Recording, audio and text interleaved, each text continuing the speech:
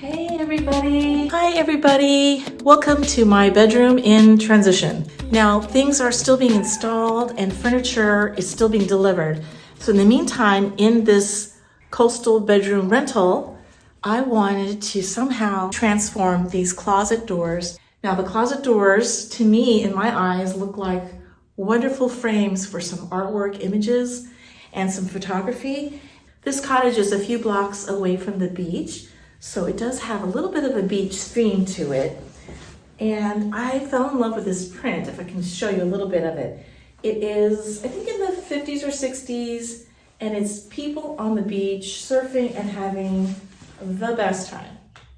And I love the image, and I thought, well, what if I could take the image and install it on the closet doors? And one of my favorite ways to do this is with liquid starch, because liquid starch is non-toxic. You could do this with your kids. I like that there's no smell. It is water soluble. It's a temporary yet stable way of adhering fabric to the wall or to your closet. If you change your mind, you can just remove it without harming the wall or the paint, and that is wonderful. Okay, now, if you're gonna use sheets or fabric, or in this case, a printed tapestry, you need to wash it first. I just use cold water, wash it in the quick cycle, and then you're done. The reason being, any fabric that you buy new from the stores or online has something called sizing built into the fabric because it resists wrinkling. You want to make sure that that liquid starch or your glue of choice is going to adhere evenly. Actually, I'm taping the first section. It ends at about here. And because I'm not going to use the photograph entirely and not necessarily in the original position that it is laid out in the photo, if that makes any sense. So I'm just laying it out physically on the door, and I'll cut it, and then I'm just going to go section by section because that's the only way I can visually figure this out. In these small bedrooms, I'm sure you guys have the same kind of challenge. A lot of these bedrooms have no architectural detail or character to speak of. It's up to us to put our own personality into things. All right, and I'm still going to be working on this door, and I'm sticking with the continuation of this image. And I'm just going to tape it in place again, and I'm going to trim it in place. And again, you can figure out the way you want to do it because this might not be the way that makes sense for you. I've done the same thing lining my kitchen pantry shelving, and I really love it, and it still stays affixed. It's been a few years. Whew. I use good old Stay Flow liquid starch, and you can paint it on with a roller like you would paint, but in the bedroom, I don't want to make a big mess. You can just use a sponge brush, which I'm using because it's just, I have a little bit more control. You're gonna get drippage, but it's just basically starch and water, so it cleans up really easily.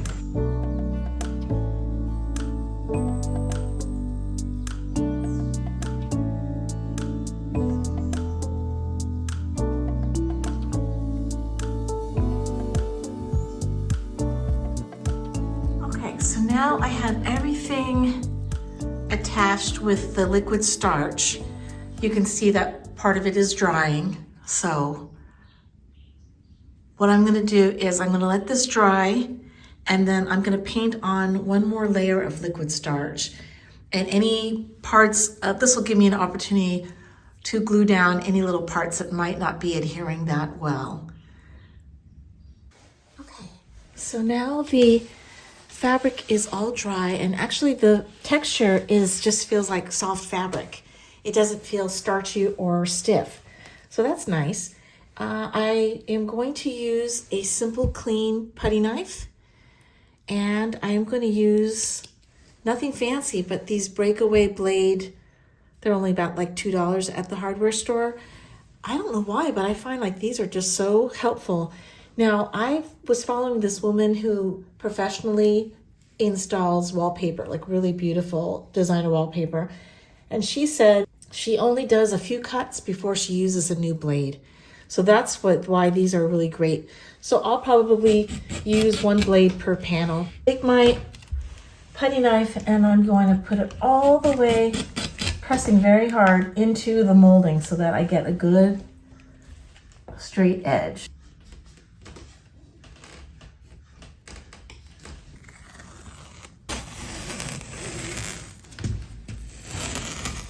Now that we've trimmed off the fabric, there's going to be some corners where you're going to have to reapply the liquid starch. Not a big deal. Don't worry, don't panic. I just give it a good brush.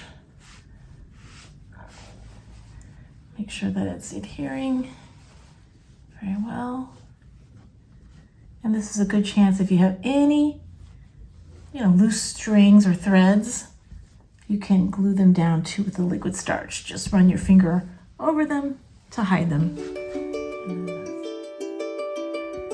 All right, time to say goodbye to these plain Jane closets and say hello to a fun pop art wall that brings a lot of personality to this tiny little bedroom.